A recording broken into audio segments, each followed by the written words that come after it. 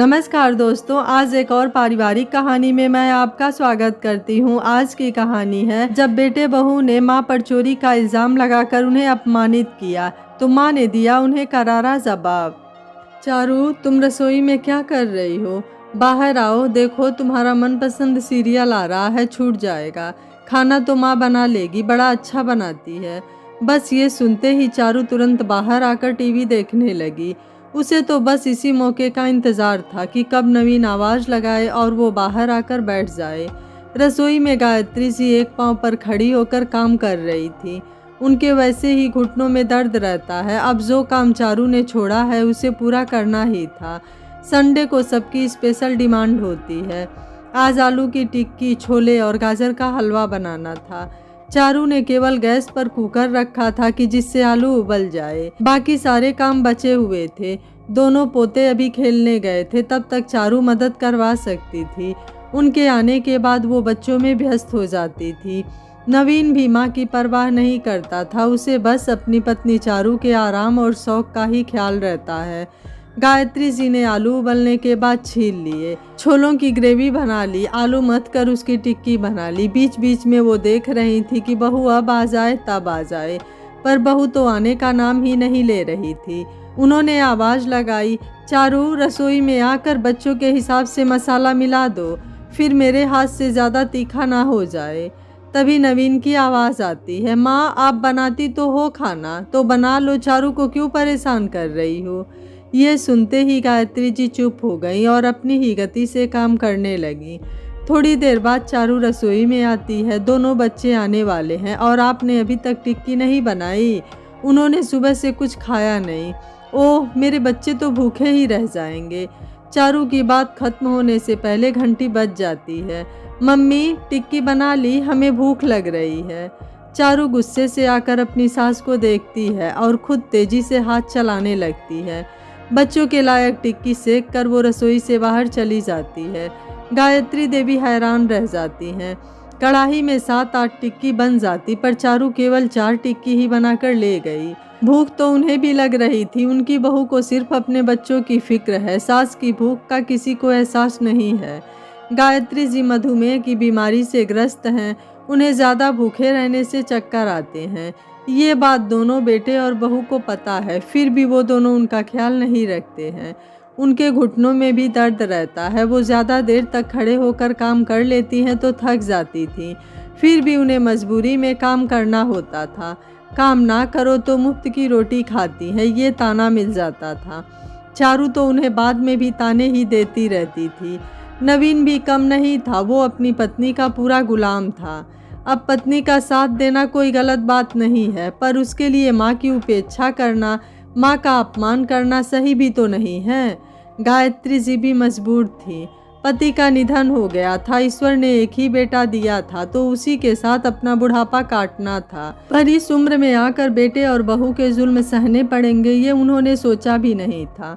नवीन भी अब काफ़ी बदल गया था। जो बहू कहती थी वैसा ही करता था।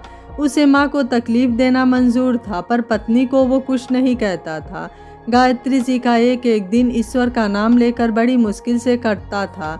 एक सुबह चारू बोलती है, मम्मी जी, परसों मेरी किटी पार्टी है तो आप कुछ अच्छा सा स्नैक्स और खाना बना लेना। वैसे लिस्ट मैंने बना ली है, आपको बस खाना बनाना ही तो है, और साथ में मैं लगने वाला सारा सामान भी मंगवा कर रख दूँगी। चारू, मैं थक जाती हूँ, इतने लोगों का खाना नहीं बना पाऊँगी। मेरे घुटने में भी दर्द रहता है और इतनी सारी वैरायटी बनाना है तो मुझे आज से ही लगना पड़ेगा, मुझसे अकेले से बन नहीं पाएगा। अपनी सास की बात सुनकर चारू सामान्य सी रहती है। क्या मम्मी जी, अब मेरे घर पर किटी है और मेरी सहेलियाँ आ रही है तो आपको बहानेबाजी और घुटनों का दर्द शुरू हो गया।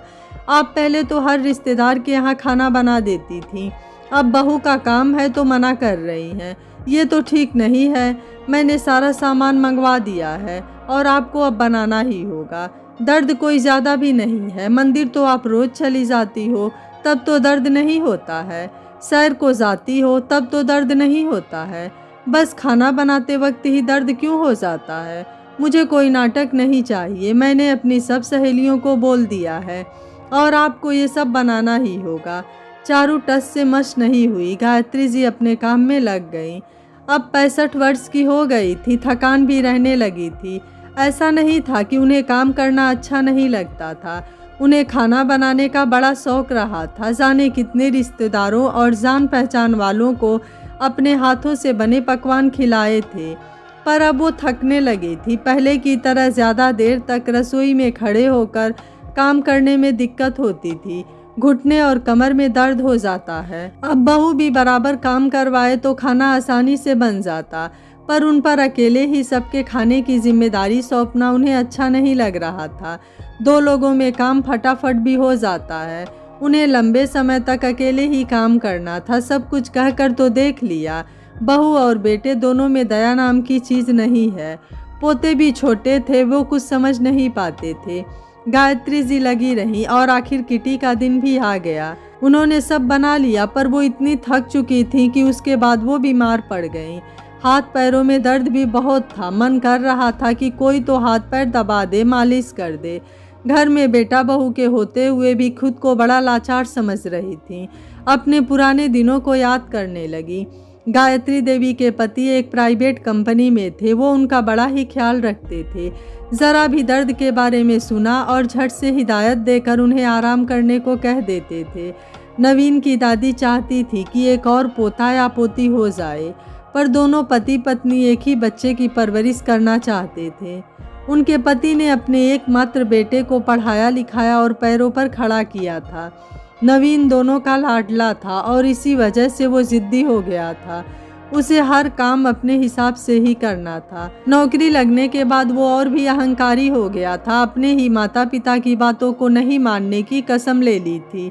चारू थोड़े अक्खड़ स्वभाव की थी और गायत्री जी उसे अपने घर की बहू नहीं बनाना चाहती थी, पर नवीन जिद पर अड़ गया। उसे चारू की खूबसूरती भा गई और वो बहू बनकर आ गई। रसोई में तो वो मुश्किल से ही पांव रखती थी। उसे अपने घूमने फिरने और किटी पार्टियों से फुर्सत ही नहीं मिलती थी। वो अपने सास ससुर का ज़रा भी ख्याल नहीं रखती थी। गायत्री जी चारू को कुछ भी कहती, इससे पहले ही नवीन उन्हें चुप करा देता था, तो वो आगे कुछ बोल ही नहीं पाती थी। दोनों के 2 बच्चे हो गए। उधर उनके पति की तबीयत भी ठीक नहीं रहती थी। उन्हें दमे की बीमारी थी और उसी में एक दिन उनकी जान चली गई। कंपनी से सारा मिला पैसा भी बहू और बेटे ने दबा लिया। ले देकर अब ये घर ही बचा था। पहले तो बहू ही जवाब देकर दिल दुखाती थी, पर अब पिता के जाने के बाद नवीन भी कभी भी गुस्सा हो जाता था और गायत्री जी का अपमान कर देता था। वो इन सब से परेशान हो जाती थी। कभी तो उन्हें लगता कि दोनों को घर से निकाल दूं और कह दूं, ये घर मेरे पति का है, तुम दोनों चले जाओ यहाँ से। पर फिर सोचती कि जैसे ही हो बहू बेटों के साथ रह तो रही हूँ, दोनों पोते भी मन लगाए रखते हैं, अकेले कैसे रहूँगी और क्या खाऊंगी। इसी चिंता में वो अंदर ही अंदर घुल रही थी।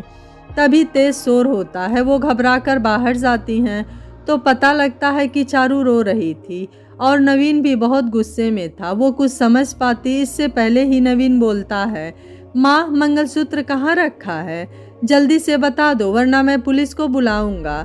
आपको चारू का मंगलसूत्र चुराते हुए शर्म नहीं आई?